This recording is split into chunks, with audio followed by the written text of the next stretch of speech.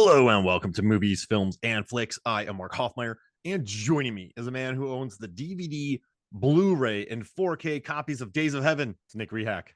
Hey, man, how you doing? So I don't know if you all own all three of those, but I love Days of Heaven, so I just assume everyone does. Like, when I'm out to eat, that person owns all three copies of Days of Heaven. I just point at people and I look at them and they're like, no, I don't. I've never met someone who does, but I assume they all do because I'm in such a movie bubble. I've never seen Days of Heaven. I have the Blu-ray, DVD, and VHS of Tree of Life. You didn't even know they made it. Yeah, dude. That's amazing.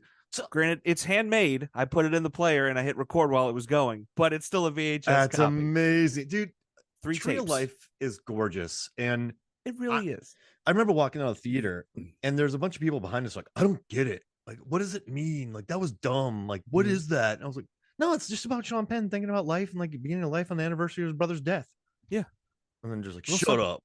The internet doesn't there's dinosaurs. Okay. So you just don't. It was just odd. Like, you got to sit there and be like, oh yeah, these are wisps of memories. And so that's why he's thinking about this. That's why the memories aren't complete, because he's thinking about a time from a long time ago. And those are like wisps of memories. You've never sat and thought about dinosaurs before? Where did life begin? Like, where do we go? Yeah. Shut up, you pretentious. Like, I'm gonna go watch Inception again. I love Last Inception. time I shop at a Sprouts. I absolutely love. Oh man, I love Sprouts. I love Inception, but I did it again on the. I talked about it again on the podcast with Phil, and had a wonderful episode. But I forgot how much explaining that movie is. It's like, okay, so we're in the first level, but now we got to go in the second level, and time moves slower in this level. But if we die in this level, we can't come back into this level, and we're stuck into a limbo. So if we die in this level, then we disappear, and then I have to go find somebody because we could lose our memories. But I put my wife in here, and that's why she attacks. And then this guy had AI security put in his brain, not AI security. He had dream security put in his brain. And then there's a guy driving a van that's flipping. And then, like, this guy's shot, but if he dies, then I got to go back for him. And then this thing, like, there's just a lot of explaining in it. Yeah. Tree of Life doesn't explain much. No, they let you. Malik just kind of does his thing with the camera, and it's just like, oh, okay. But to be fair, like, if you make a movie like that, you better expect people to be like, I don't get it. Like, just, so you can't even be annoyed about it. Yeah, well, it's the same thing with The Fountain, right? Everybody looks at Aronofsky's film and they're like, oh, I don't get it. It's like, well, it's... I mean, fair. To an extent. I think some movies should be felt, not... I like that. Like, when I watched Tenet, I just sat there and watched it. Like, I just let it hit me. Yeah. Like, I think some movies should be sensory blasting experiences, and you shouldn't sit there going, what's going on? What's that? Why is that? Like, some people do it. Watch movies however you want, but for me, I find I enjoy movies when I just let them hit me and like embrace what they are. Yeah. Look at something like the Kotze films, right? Koyanis Kotze, Noyanis Kotze, all that stuff. Like, those are literally just moving images and sound. And is there a story? Yes, to an extent, but it's supposed to just hit you and you take away what you want from it. And like, I love a poetic doc too. I love when they do that. Just hit me with it. Let me see the images. Let me feel. Let me be like a sensory blasting experience. That's why Malik movies are great. They really hit every sense. I mean, I don't smell them yet. I don't think I'd want to, though. Night of Cups. We get really close to people's faces in Night of Cups. There might be some bad breath. Man, Christian Bale, man. That should just be called like him running around hooking up. Christian Bale hooking up. Just Christian Bale getting it. Like, that's what the movie should be called. I was watching, I'm like, geez Louise. The Night of Getting It In. Sir gets a lot. But I was like, geez Louise, this is all right, Malik. Yeah. What are you trying to tell us here, pal? Did you owe Bale money? Did he like, hey, Malik, you owe me money. Make this movie where I hang out with all these incredibly talented women. And we have sex. Okay, easy, maybe. Hold back. Bale should have bailed on this proposition a long time ago. But I don't know. For me, I don't know. My favorite film experiences, Nick, I know we're getting into Criterion and Criterion Closet, but I love movies like I saw Mandy in the theater, and that just hit every single one of my senses. I wish I could have seen that in a theater. Yeah, I got lucky. I just looked one day online, like, Mandy. I went, well, all right. Like, sure. Like, I just went and saw it. Like, that was my night. Nice. It was just such a cool, like, I think it worked out well. Meg had a meeting.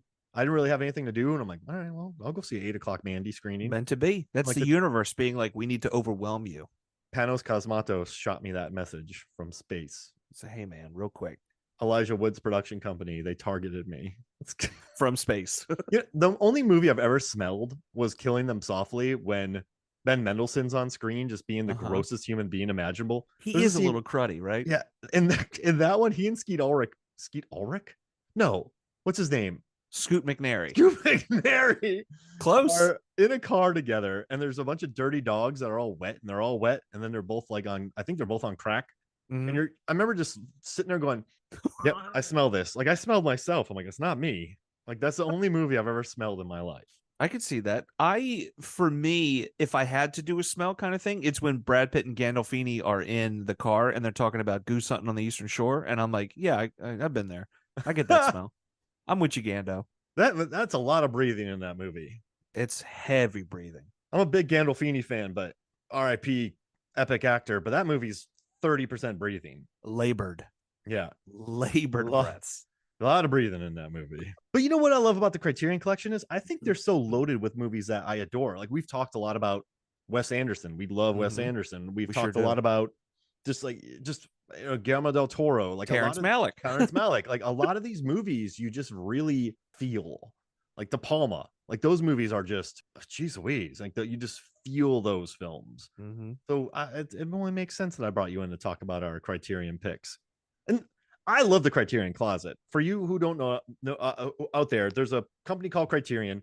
I don't know if you know this, but they've been around for a while. They teamed up with Janus Films way back in the day. And then 1984, they started releasing like laser discs. And then eventually they got into DVDs and then Blu-ray and then 4K. And they currently have the Criterion channel, with used to be Filmstruck. They used to be on Hulu. Sometimes we're on Netflix, but now they have Criterion as a home. So yeah, they did Laserdisc from 84 to 99. They did VHS and Betamax from 85 to 89. I didn't know they did VHS. That's pretty cool. DVD from 98 to present. Blu-ray from 2008 to present. And Ultra HD Blu-ray from 2021 to present. And they started the Criterion channel in 2019. Yeah, so it's like, also their parent companies, Janus Films, they release a lot of good movies. They release like EO. They did A Fire recently, so you can always pick up some cool Janus releases that a lot of times go to Criterion. And they're just awesome. But what you do is there's a Criterion Closet, and you can go in there and you can pick, I think, 5 movies. Giamatti picked 8 or 9. A handful. Yeah, he's like, I'm just gonna take this one. I'm just gonna take this one. I like this one right here. And his bag is entirely full, and he starts stuffing them in his shirt.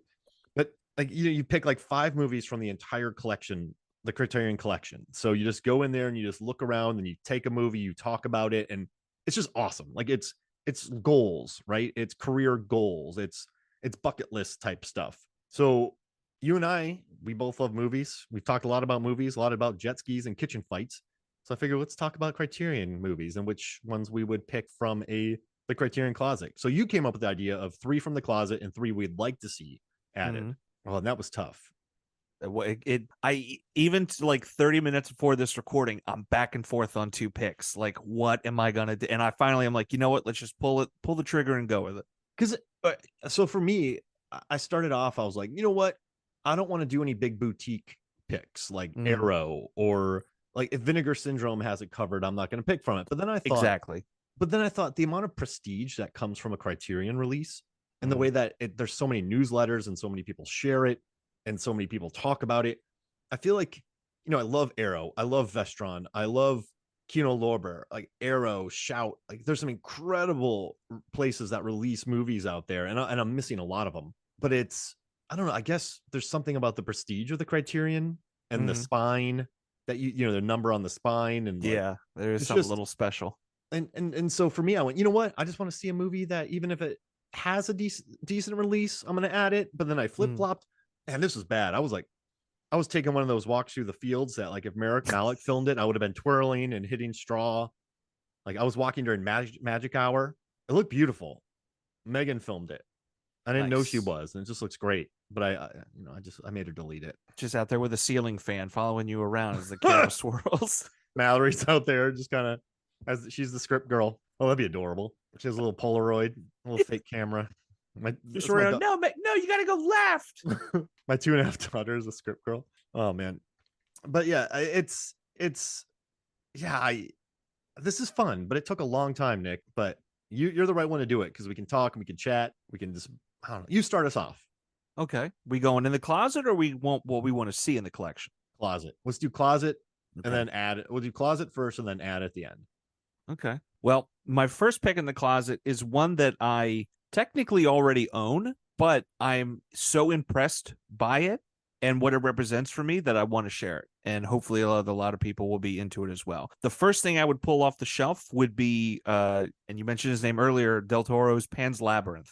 That was, for me, the gateway to Mexican cinema and then eventually South American cinema. Like, the Blu-ray transfer that I have is incredible. The studios released a 4K version of it, and it is lacking compared to this Criterion transfer that they put out. It is absolutely gorgeous. The color, it just pops off the screen and it adds so much more depth to it. And like I said, it was that gateway into cinema. So watching this Del Toro film, it got me into Buñuel, Alejandro Inarritu, Alfonso Cuarón, and then, like I said, more South American directors. So people like Alejandro Jodorowsky, and this idea of like Spanish surrealism and, looking at something like the Spanish Civil War that was going on, and then you have like this fairy tale mixed in with it, and it just felt like pure magic when I watched it. And there's some nightmarish parts too, but it still just felt like this magical place, and I was like, I'm hooked. And then you have the gorgeous artwork, and what I love about Criterion Blu-rays is a lot of them, the slip cover you can pull out and turn around, and there's like alternate artwork that's a part of it, and it's like really super cool. There you go, pulling it out right now.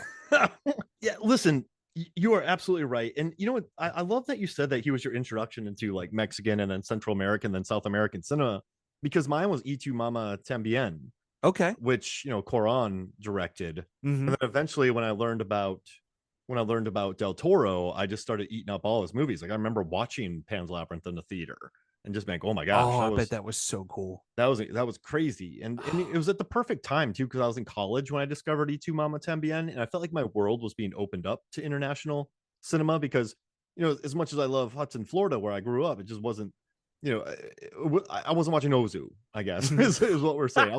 I was watching Exit to Eden and like Camp Nowhere and Reservoir Dogs, like anything new I watched. And so, when I had film class at Florida State and I learned about like, Lagan and a bunch of other really cool movies. And then City of God came out, which introduced my world to like Brazilian filmmaking. And yeah, dude, that's such a good pick. Like Del Toro, I have Devil's Backbone.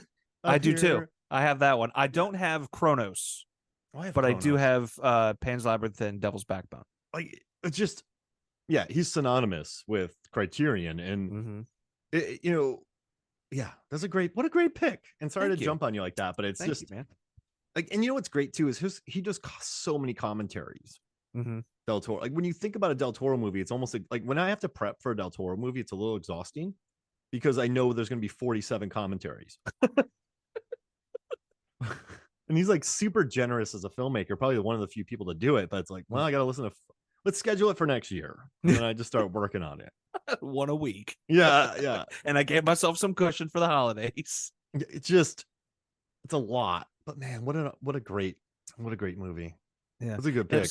And especially we're fortunate enough that he's still around, so he can contribute. And I love on there the little the sticker, director seal of approval. For the longest time, whenever I bought a new Criterion Blu-ray, I would just ever so carefully peel that sticker off, and I had him on the back of my laptop, and I felt like the coolest kid out there. Oh, yeah, dude.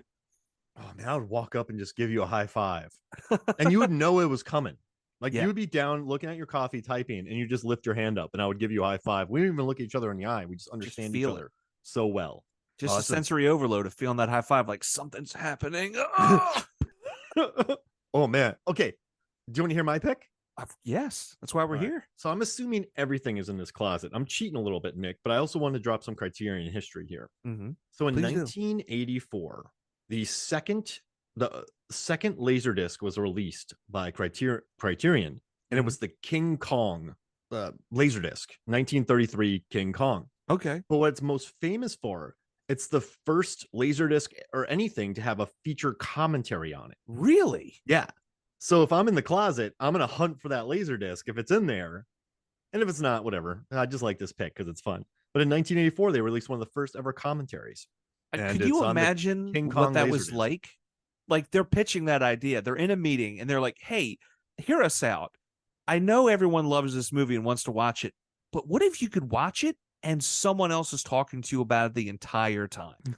And people's minds just started going, "What? You could do?" They're like, "Yes, we'll bring somebody in and they'll just talk the whole time and people are going to eat it up." And they're like, "That'll never happen." And then here we are, years and years and years later. Commentaries are everywhere. There's people that do podcasts where you can download the podcast and play it along with the movie. Like that's how much people are into it. Yeah, and that was it. And it was by Ronald Haver. It was a film. He's passed away, but he was a film historian and director of film programs at the Los Angeles County Museum of Art. No, and so well, if you're gonna have anybody, first one, man, like first. So I mean, just imagine having that laser disc. Like I would frame it. I know you're supposed to watch it, but it's film history right there. yeah, So absolutely. I would grab that. And I know it's a little bit of a different pick. And I actually have 3 others I would pick if they didn't have any of those in there just to share. But I just wanted to, I would look for that laser disc at least. They have to have some around, right? Mhm. Even if it's like a replica or the disc isn't working, but the sleeve and artwork is still there. Like they gotta have it. I'm surprised with the way things have been in like vinyl making its resurgence and VHS having its fun little moment. I'm genuinely surprised Criterion hasn't been like, hey, like let's reprint a couple laser discs for giggles. People will buy them up real quick, especially if you do like a little numbered on the back. Like who is that? Oh, vinyl records. They do Mobile Fidelity. How they have on the back, they'll have like number out of 10,000. Like those would get bought up real quick. I would buy it. I don't even have a laser disc, but who cares? Me neither. And I would, yeah. But you know what though, man? Like it's a decoration. So sometimes I'm so busy, man, but I have 20 books I need to read in my bookshelf, but they're by authors I love. Like like whenever Werner Herzog comes out with a new autobiography, I buy it. Yeah. So it's I have a lot I need to read, but it's nice having a library. It's nice, like it's just neat displaying what you love. And absolutely, even though I have enough disposable income to buy a laser disc with the first yeah, so why not? Yeah. I mean, of those 20 books, what I think you said 15 or 16 are hard copies of Infinite Jest. So it's out there ready to go. I mean, in case I want to read it more than once. Yeah. So the footnotes, everything. Man, so in one book I have the book open, and then another book I have just the footnote section, so it's easier. There you go. Brilliant. Yeah, that's a pro move right there. That's what pros do. I'm actually reading it right now while I'm talking to you. I've been wondering what your eyes are doing, but I don't want to call you out and make a thing of it. Oh, so there's I'm at the scene where the Canadians are chasing them down the hill, and it's crazy. It's a good moment. Good moment. Yeah. All right, so what's your second pick? My second pick is I guess it's a box set because it's 2 films, but the Police Story film from Jackie Chan. And the reason I picked that is my cousin and I have started bonding over film. He knows I'm a film guy and he's slowly getting into film, but he's gotten very hyper specific into Kung Fu movies from the 60s and 70s and early 80s. So we've watched a lot of Che Chang films, One-Armed Swordsman, Five Deadly Venoms, Crippled Avengers, some Sammo Hung films, Magnificent Butcher and The Victim. But he's really introduced me to like early Jackie Chan stuff like Shaolin Wooden Men, Wheels on Meals, and Drunken Master. Drunken Master is fantastic. And he's like, now you got to watch Police Story and Super Cop. And I'm like, all right, cool. And I've never seen them, so this would be the perfect opportunity to snag them. And I've enjoyed all those films so far, so it's not far-fetched to think that I'm going to enjoy this one as well. And I think it's fantastic the Criterion is kind of all over the place. It's not just, pretentious foreign cinema. It's not just like random things people have never heard of. It's a little bit of everything. Like you can have films from Lena Dunham in there. You can also have very obscure, out of print, out of left field, Jean-Luc Godard, like French New Wave films. Like there's so much there that's available. And I think people would think like, why is Jackie Chan in the Criterion? Well, people think of him from the Rush Hour films, right? Most of the time are like the Shanghai films, Noon and Night and all that with Owen Wilson. But he also had a massive career before he came overseas. And there's a lot of great film and content out there, and they're bringing it to the forefront. Man, that's a good pick. I actually let one of my he's Hakeem Robinson. He is one of the teachers I used to work with, and he's been on this podcast several times, and I let him borrow that, and then he ended up leaving the job that we worked together with, and I haven't gotten it back yet. So Hakeem, Give me my movies. Give me my double. Give me my Jackie Chan pack back. I want it. I still think about it sometimes as I'm walking through wheat fields. That's a great pick, man. And I've seen it. I've seen the box set. Lovely artwork. Like that's one thing I've never seen a Criterion film release where I'm just like, I don't know. Like every single one of them intrigues me in some way, shape, and form. It's gotten to the point where when they have the twice a year 50% off sale for Criterion films, sometimes I do. I'm like, all right, I already have all of these. This one looks interesting. I like the artwork. Boom, let me just get it. And you know what's great about Police Story is that's when Jackie Chan, because you know they tried to make him a Bruce Lee knockoff. They tried to do other things, and then he had a failed run in America. But he was able to combine his style of stunts with American kind of stylistic ideas, but he still kept his film very, very close to his heart. And it combines several worlds, and it's just such a good time, but it's still wacky and it's still cheeky, but then it features stunts that just melt your brain. Yeah. You go from, is this a slapstick comedy to, oh, how did they pull that off? Yeah. There's all that time period. There's all that stuff with his girlfriend and he's pissed at the end of the first one, man. He's knocking people out in that mall fight. I'll have to take your word for it. I've yet to see it. Oh, but I know they fight them all. But oh, I love it. I figure something crazy happens because there's a second one. But it's one that it's on my wish list because of how passionate he's been about the genre and how much he's introduced me to the genre for sure. All right, you're gonna like this one. So, released in 1999.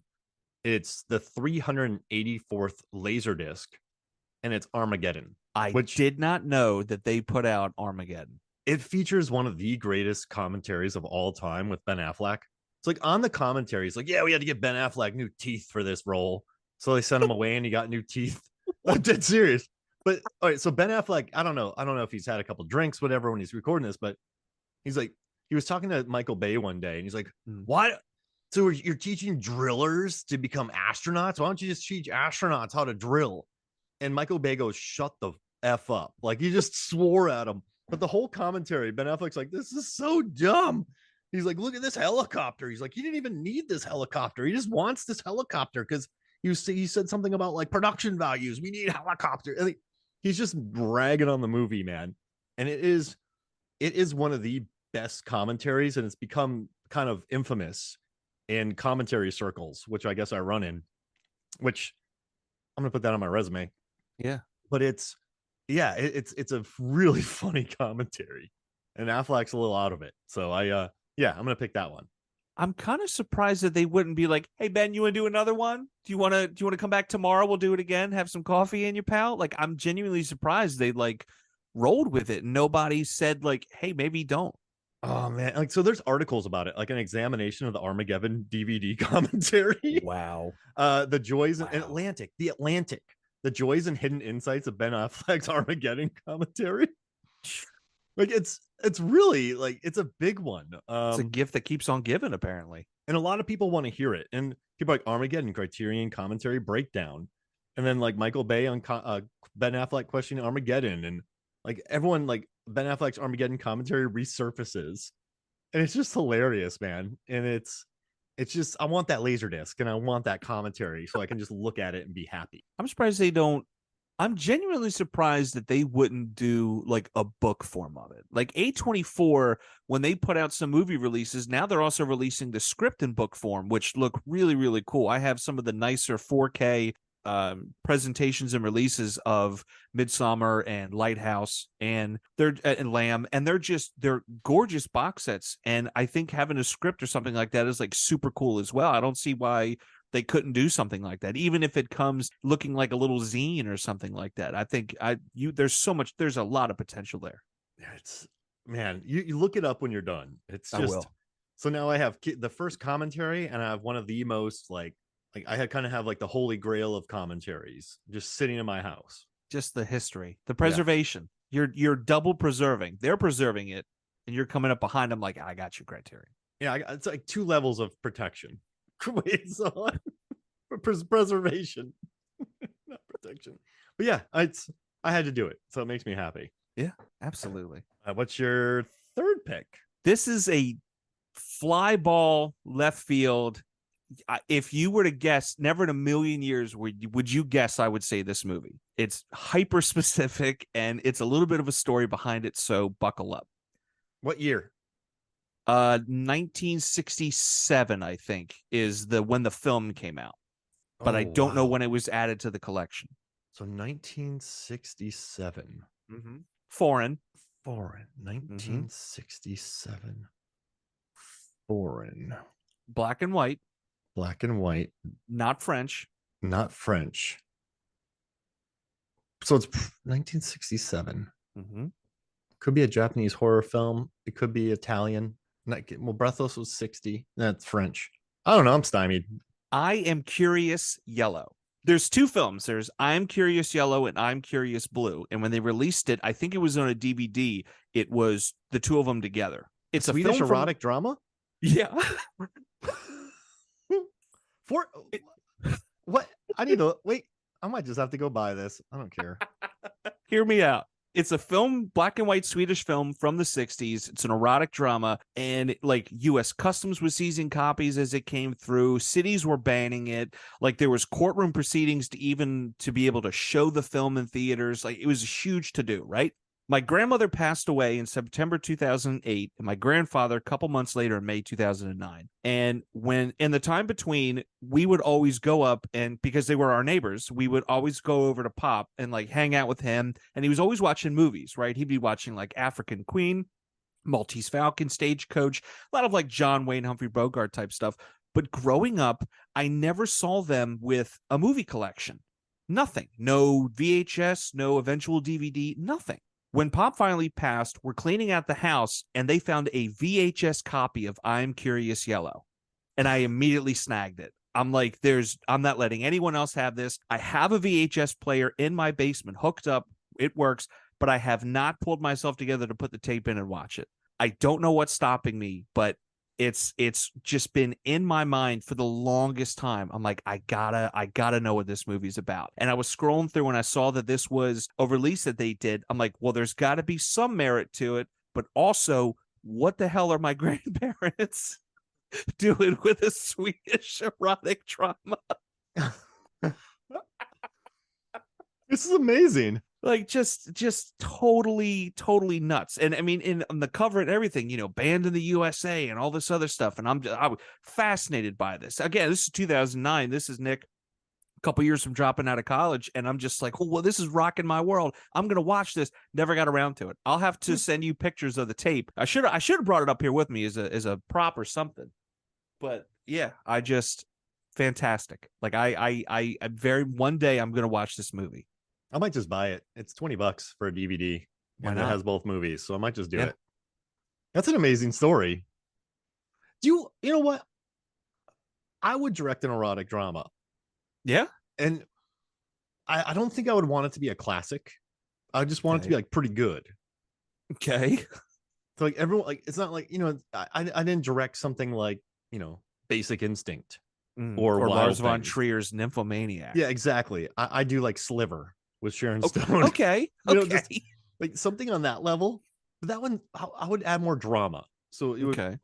So yeah, I would do it. And it just, I don't know why. Like, so Mark, what'd you direct? Oh, I directed an erotic drama. Like that just seems like an answer that would never come out of me. And like I just play it for the family, and they're like, "What? What? So something kind of like Portrait of a Lady on Fire with a little more eroticism or a little more drama, or and like 80% worse. Okay. Because that movie's one of the greatest. It is really good. It's legit. Like one of my favorite all-time films. Too legit. Yeah. And I'll never quit it. Because it's awesome. And you'd also be unlegit. Yeah. I mean, I'll be unlegit if I quit it. Mm-hmm. But I'm too legit for that. To quit legit to quit. Yeah. Because I'm not going to unquit it. No, you can't. You can't unquit it. If I unquit The Portrait of a Lady on Fire, you're no longer legit. Nope. I'm delegitted.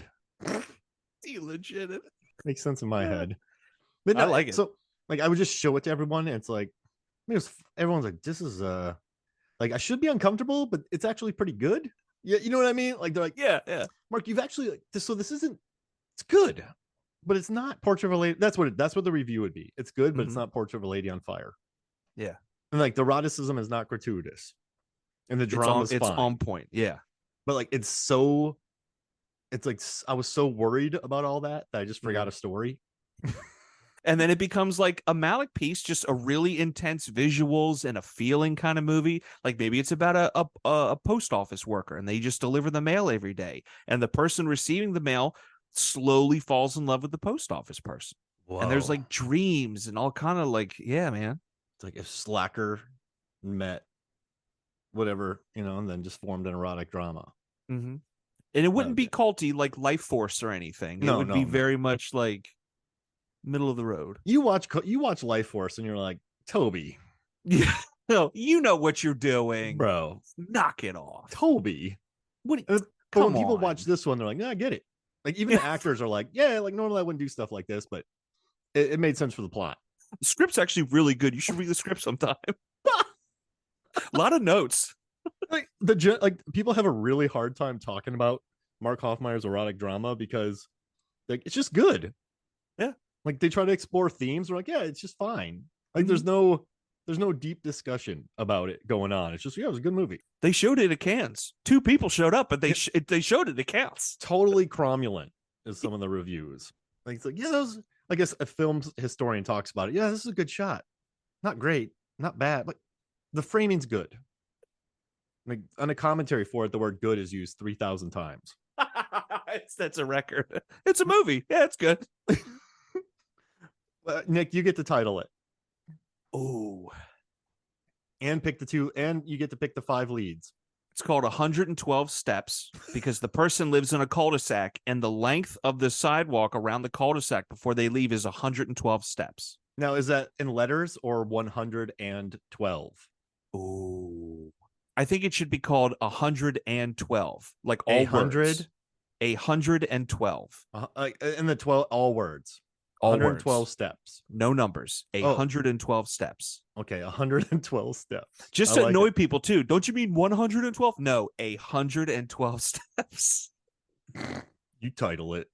Everyone's like, yeah, it's a good title. I like this. All right, so 112 steps. Who are the leads? The 5 leads. Okay. I feel like no A-listers, because no A-listers would sign up for it. Fair enough. Okay. Well, I feel like the post office person, only because we were talking about him earlier, and I love his name, Scoot McNairy, because he's roguishly handsome. Yeah, and him as a post office worker, I could see that. You have the person at home slowly falling in love. Sake of argument, let's say it's a woman. Let's take her out of her typical comedy, push her into a drama forefront, and go Ela Fisher. Whoa. I know we're really turning heads on this one. Ela Fisher has a brother that she cares for, played by, let's go Adam Brody, because I feel like they have similar like ties. That. Yeah. The neighbor is a couple, and they chat every so often, mostly about the grass along the fence, and it's a little too high. And let's say they're older. Let's go with. Oh man, I'm liking this movie though. I'm a fan. Oh, her dad calls every so often. Just a voice. Paul Giamatti.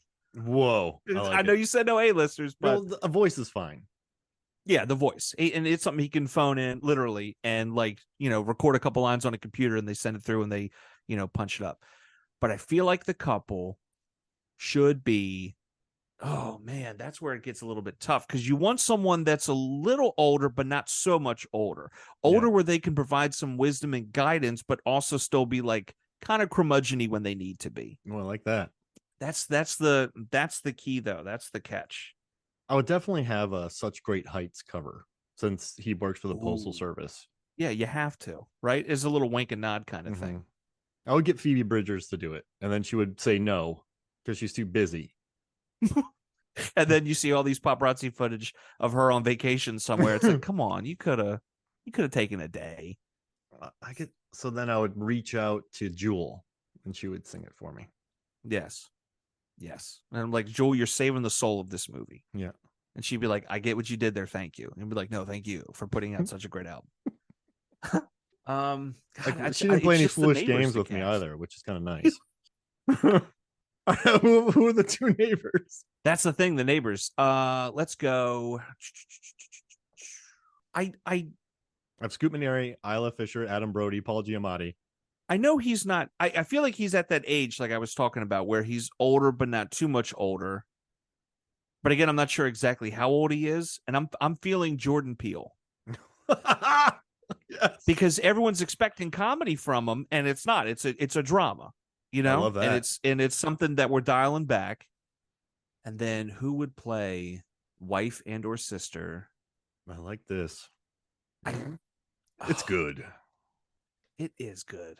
We need to make this happen. I don't know how we would, but I'm feeling it. I need And one more. Maybe it's not even that. Maybe the mother's not in the picture anymore, and he has like a daughter who's really into Adam Brody. Whoa. And there's a secret thing they have on the side. So there's different levels of eroticism. You know what I mean? There's an unrequited love between Isla Fisher and Scoot McNairy. And then there's this something that's a little more like not raw in a disgusting way, but a very like raw and undeveloped, almost tasteful. like a young love, young lust kind of thing. Mm-hmm. Where This they're is just a very like, tasteful this is movie. what Everyone we're doing. agrees that it's a tasteful movie. Absolutely. Like there's going to be a lot of nudity, but it's not like gross gratuitous. It's like a classy naked all the time kind of nudity. There'll be no think pieces about it. It'll just be like, yeah, whatsoever. it was good. Yeah. Which is kind of sad because for the amount of nudity, everyone's like, yeah, it's good. It'll be a good piece. No, but people won't even be like impressed by it. They're like, yeah, there's a lot of it, but it's just good. No one even gets weird about it, if that makes sense. I really like her in Atlanta, and I dig what she was doing in Deadpool. I would go Zazie Beetz for the daughter. We'll get Zazie in there. That's amazing. Also love that name. What an amazing name, Zazie Beetz. What a cast. 112 steps. This sounds great. All right. Let's table this. Someone write it. Someone make a poster for this if you're listening. I want the poster for this. No, not a poster. Make a Criterion box art for it. Make the Criterion box art for this movie. 112 step signs, Scoot McNairy, Isla Fisher, Adam Brody, Paul Giamatti, Jordan Peele, and Zazie Beetz. Do you know what episode number this is? No. Let's just say it's episode 640. That's the spine number. Oh, yeah. There it is. I love it. Oh man, that's incredible.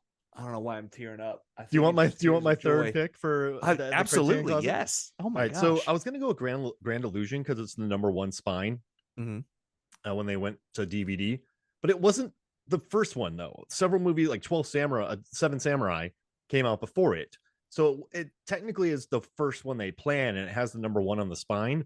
So I feel like that's kind of cheating because others came out before it. So I'm gonna take number 8. John Woo's The Killer, because John Woo is his early action stuff blows my mind. My wife and I we adore John Woo, and she knew I wanted The Killer, so she hunted down this awesome Killer disc for me, which I have, and I was like blown away by how awesome it is. Nice. So yeah, I would take The Killer by John Woo, the DVD, number 8. Now, would you do just that? Because is it 7 and 8 or 8 and 9 where it's Killer and Hard Boiled? So I don't want to cheat, and I'll take the like if they were together, I would take that automatically. But yeah, I would do The Killer. Okay. And so that would be, I would absolutely have those. And if they didn't let me have the laser discs, they probably have Killer in there, but I would pick Phoenix and Petite Maman instead. So Phoenix is an amazing movie by Christian Petzold with one of the best endings I've ever seen in a film. It builds. Nina Hoss is incredible. Whenever I see Nina Hoss in anything, I go, hey, it's Phoenix's Nina Hoss. And like Megan's so used to me going, hey, it's Phoenix's Nina Hoss. And then Petite Maman, because I want my daughter to watch it endlessly because it's a gorgeous, beautiful film. I'm going to have to watch these two. Oh man, they're incredible. Like the problem with Phoenix is you have to like sit with it. Like you have to be present with it because it just builds and it floors you. And then Petite Maman, it's like 80 minutes and it's gorgeous. It's like these two girls. I love them both. They're incredible. Okay. So yeah, all right, that was good. Great picks, man. Do you want to go to the movies I'd add? Yes. All right. I think you should start it off because I started us off on The Closet. Oh man. Okay. Crazy. Okay. 2011. Jeff Nichols, Take Shelter. It's it's like one of the most beautiful films I've ever watched. The song by Ben Nichols, the frontman of Lucero, my favorite band's incredible. I love Shotgun Stories. I love Mud. I'm a big, he has the Bike Riders coming out. Listen to Bike Riders by Lucero, wonderful song. But yeah, Take Shelter 2011. That movie, man, floors me. It just makes me tear up, and it hasn't gotten a great release yet. It has a DVD release, it has a commentary, it's good, but it deserves, I hate saying deserves, but I would love to see it with a Criterion release, because Michael Shannon, Jessica Chastain, what I love most about Jeff Nichols is that he respects the Midwest. He doesn't treat the characters like, hey, I don't even know what that means. But yeah, he doesn't treat them terribly. Like, they're not idiots. They're not like, they're just not dummies. If like, just no one's being made fun of. And Take Shelter's about this man who, he has history of like schizophrenia in his family. His mom has schizophrenia, and so he starts seeing these visions of the world ending. And all he wants to do is protect his daughter and wife. And he just doesn't know. He's like, is the world ending, or do I have schizophrenia? Like, am I starting early onset, schizophrenia? Mm-hmm. And he starts kind of trying to, like, he puts something in his backyard, and he just wants to save his family, but he doesn't know if he's going crazy or if the world's ending. And it's just a very sad, very beautiful movie. And so I'm going to Take Shelter. That's a great pick. I, weirdly enough, watched Take Shelter, and then a month later, it just so happened that Midnight Special came out.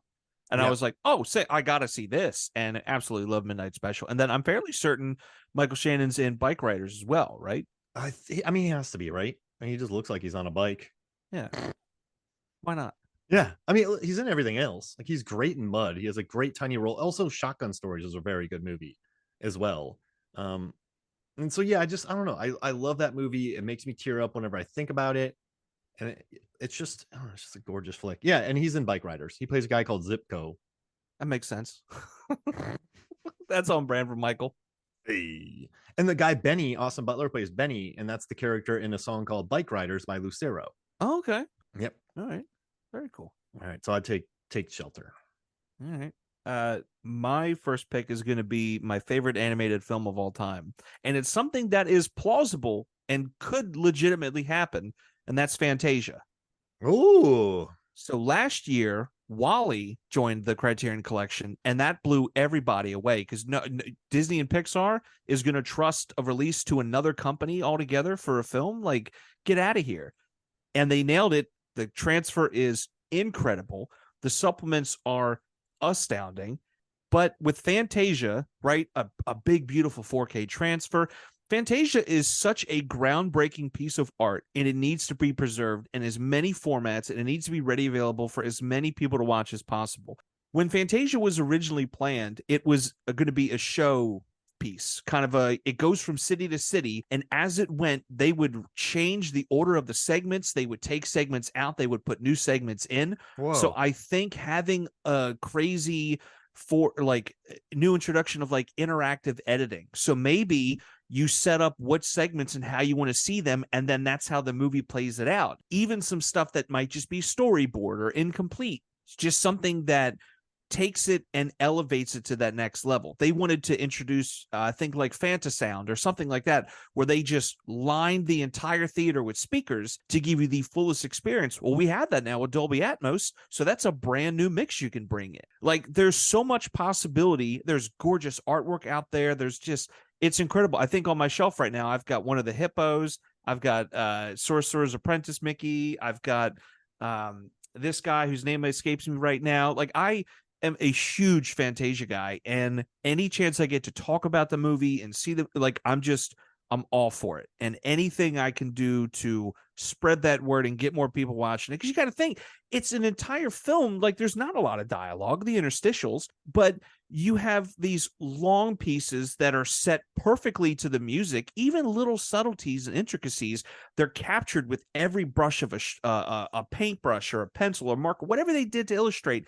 It's just absolutely gorgeous, and it's I just love it. I love it so much, and I want to see it that way. Oh, dude, we need to talk about that on the show sometime.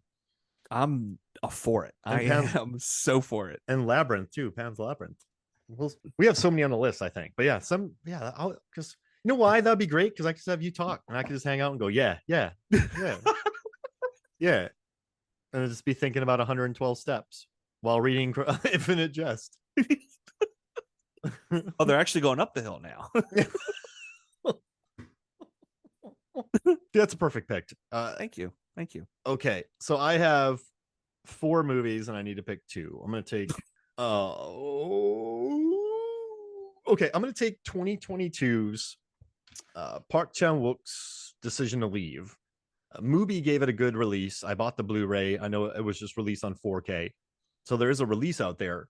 But Decision to Leave is incredibly beautiful. It's one of the best movies I've seen in years. And I almost picked Handmaiden, and that's an erotic drama thriller. Oh, there you go. But for me, I think there's enough people out there sort of beating the drum of The Handmaiden, and Decision to Leave is just one of the most brilliantly framed, gorgeous, sad movies. It's gorgeous, and I just don't think people have given it the love that I would like for it to see. So I think Decision to Leave is my second pick. So I have Take Shelter and Decision to Leave.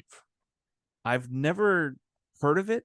I don't know how, because I dig Park Chan-wook, but looking at what I see, like, it looks really good. Gorgeous. It's, man, what a movie. I'm very happy with I bought the Blu-ray from Mubi, so I'm very happy about that. But I would love it if it got a Criterion and got a spine and got a number, and that would make me happy.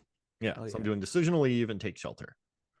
Great picks. Great picks so far. My second pick, I was back and forth between 2 films. But when I saw that Monty Python was already part of the Criterion Collection, I decided to pull back from that and instead push another comedy. I feel one of the most underrated comedies ever, one of the greatest comedies ever, and that's Walk Hard.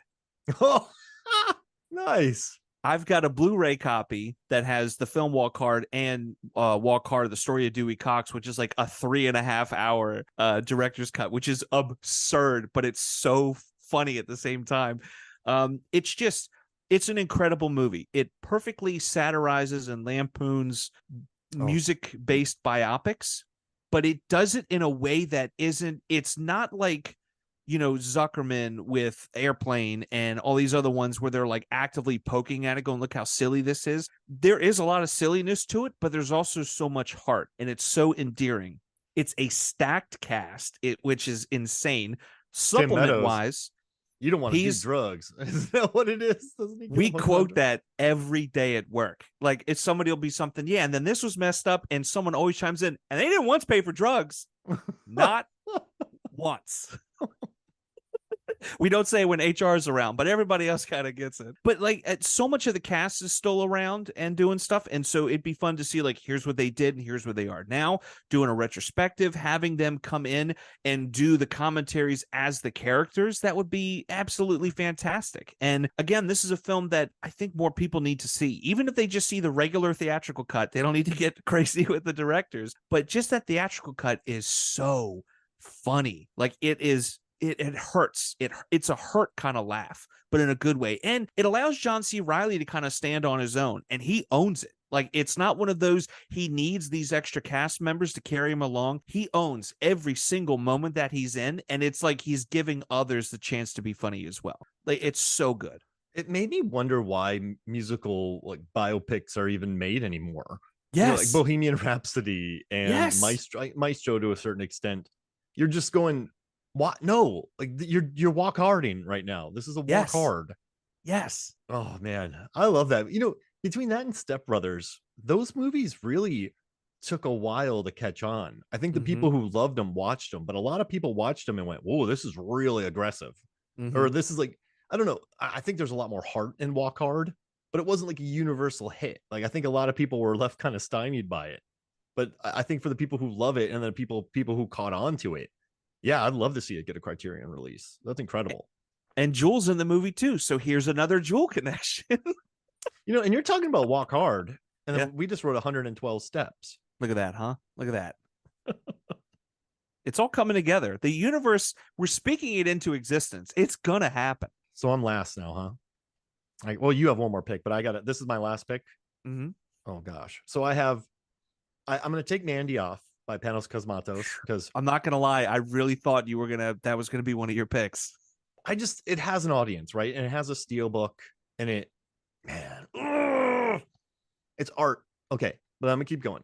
Mm-hmm, And then I was gonna pick Undine, which was by Christian Petzold as well, but he just had a fire release. Phoenix is on Criterion. He has enough movies on Criterion, but Undine with Paula Beer and Max Rajowski, the guy from Passages that just came out this year, that's on Mubi. That's very good. And he won a New York Film Critics Award for it. What's his name? Oh, Franz Rogowski. Like, he's in it. Okay. Undine's beautiful, glorious movie. And I would love to see it get a Criterion release because it floored me. And there's a great swimming pool scene. And you know how much I love swimming pool scenes. Like, is it an erotic swimming pool scene or a regular swimming pool there's scene? death involved. Ooh, okay. Yeah. So not that erotic?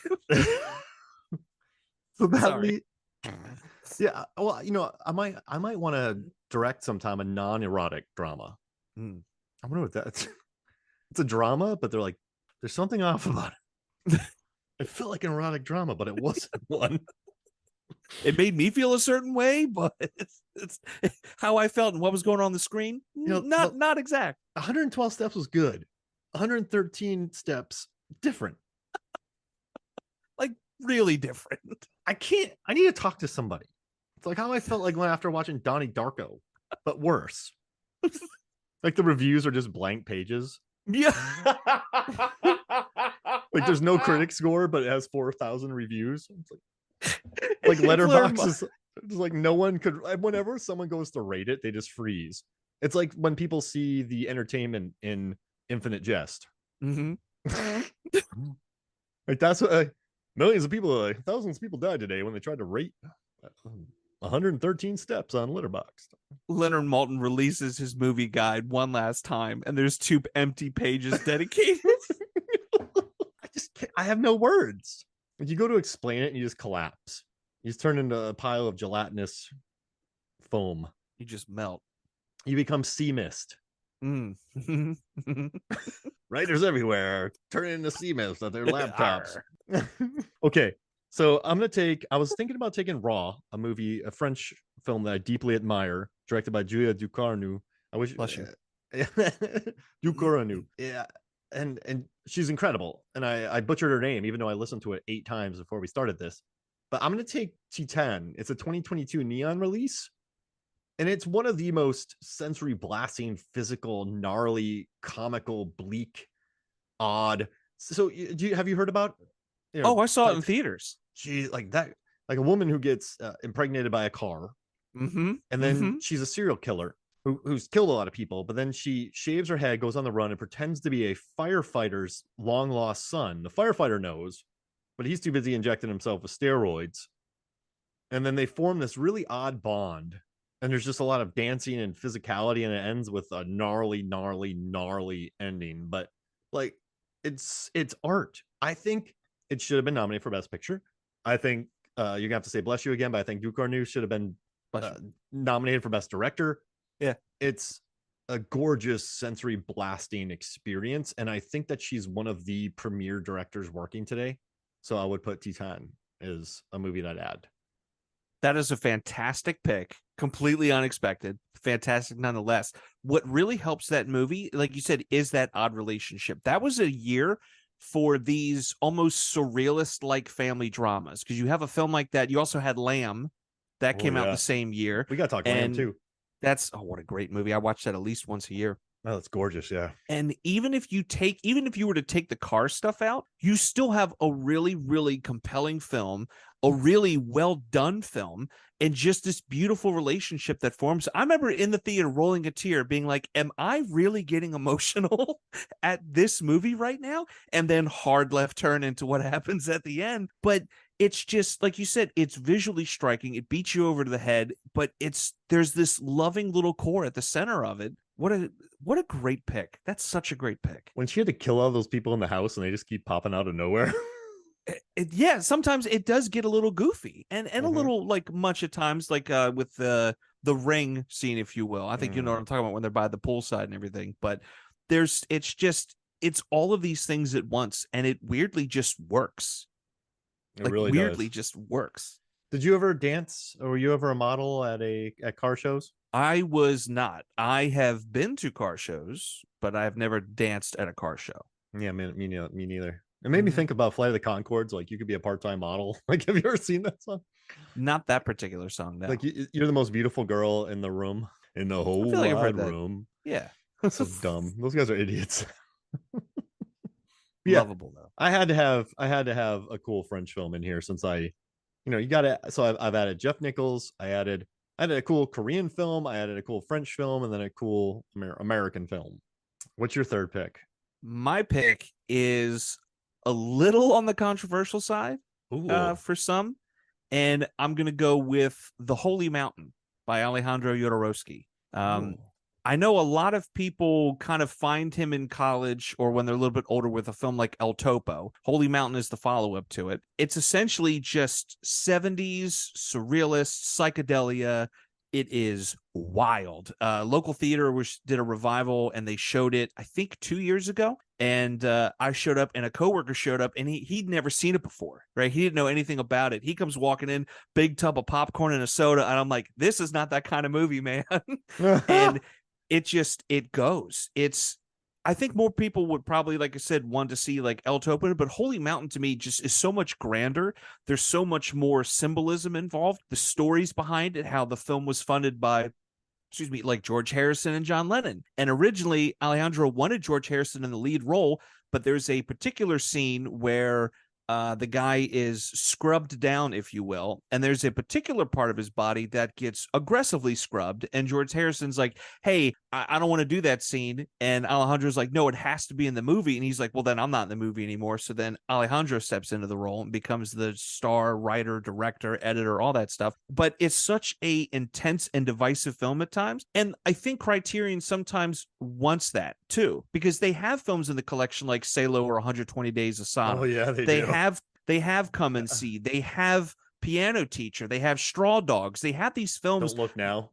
Yeah, even that one. They have these films that bring you in and show you some of the darker side of humanity, but like safety as well. I mean, even Fear and Loathing in Las Vegas, when they're in the diner, that's a real bummer moment for them. Like, it's just like, yikes, over a slice of pie. But no, Holy Mountain, like I said, when I saw it 2 years ago, it stuck with me again. I knew like it was something just different and special and wild. And then seeing it on the big screen, I'm like, man, more people need to make just ridiculous stuff like this. Like, if I would say, like, Dune Part 2 for me has swaths of what could have been like that 70s psychedelic kind of like heady sci-fi stuff. Although Holy Mountain's a little more on the fantasy side of things, but it's just that it's that visceral, it's that visionary kind of thing. And I don't know, I just dig it. It's not a film I recommend to most, if any, people, but it's definitely one it sticks out to me a lot. Yeah, that's amazing.